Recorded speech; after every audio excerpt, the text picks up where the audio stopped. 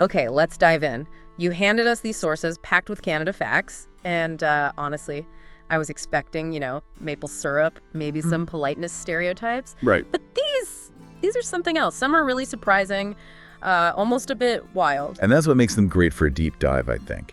What's really interesting is how the information you provided, it paints this picture of, well, extreme contrasts. Yeah, how so? You've got this immense, almost unbelievable scale on one side, and then on the other, these incredibly specific, sort of wonderfully human, local details and symbols. Okay, I see that. So our job here is basically to unpack your material, yeah. Find the bits that really make you think differently about Canada. Exactly. It's about what these facts together sort of reveal. Right. So that huge scale you mentioned, that seems like the obvious place to start, the sheer size. That's it. Looking at the geography in your sources, it's vastness on a global level. Canada has the world's longest coastline. The longest, wow. Yeah, over 202,000 kilometers. It touches 3 oceans, the Atlantic, the Pacific, and the Arctic.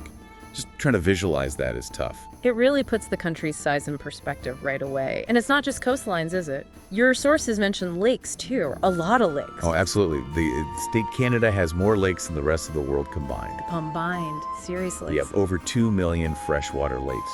It's like water defines so much of the landscape. Okay, that's staggering. And this isn't just a number, right? It shapes everything: geography, climate, even identity in some places, and that sense of scale. It carries over to land protection, too. Your material mentions Wood Buffalo National Park. Yes, the huge park. Huge doesn't quite cover. It's bigger than entire countries, like Denmark or Switzerland. A single park bigger than Switzerland. Okay. That really speaks to the amount of just wild, undeveloped space. Exactly. So you've got this backdrop, this huge canvas. Right. And then, like you said, you zoom right in, and the sources give us these totally unique, almost quirky, local things. This is where that contrast really pops. Like the bylaw mentioned in Petrolia, Ontario. Oh, the whistling one? Yeah. Your sources say it's illegal to whistle there if it's like a nuisance. Same for yelling, singing. Whistling. It seems so specific for a noise rule, doesn't it? Especially in such a massive country. Maybe it's about, small town quiet. Could be. Yeah. It shows how local priorities can lead to, well, surprising rules. And speaking of local, what about Till Cove in Newfoundland and Labrador? Ah, yeah, the tiny town. Tiny is an understatement now.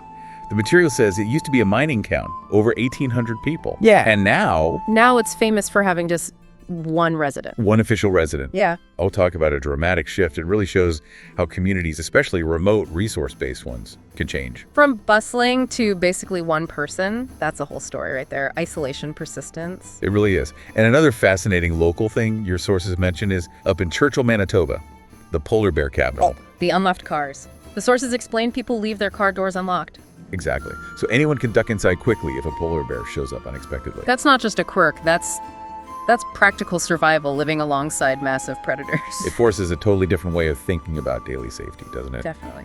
And then maybe the most uniquely Canadian detail in your sources? Let me guess. The UFO pad. The UFO landing pad in St. Paul, Alberta, built back in '67 for the centennial. Your material calls it the world's first, maybe only, official one. A symbol of openness, apparently. It's just so whimsical and optimistic. Celebrating the unknown, it's kind of charmingly weird. It really captures a certain playful, maybe slightly self-aware part of the national character.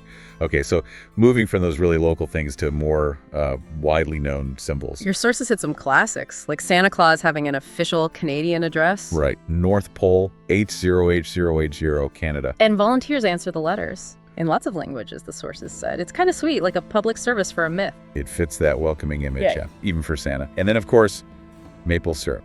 Can't forget that. The sources confirm Canada's dominance, something like 71% of the world's supply, mostly Quebec. Yeah, that's a huge chunk of the global market, an economic symbol tied right to the land. And finally, something people handle every day, the money. The $1 coin. The loonie.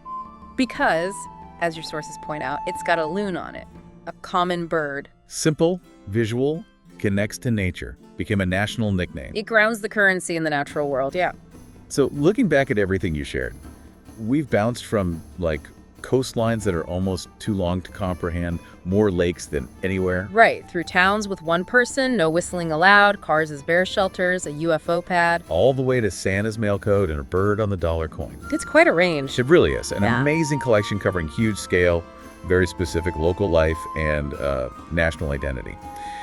So, thinking about all this, what single fact or detail really stood out most to you from this dives into your sources?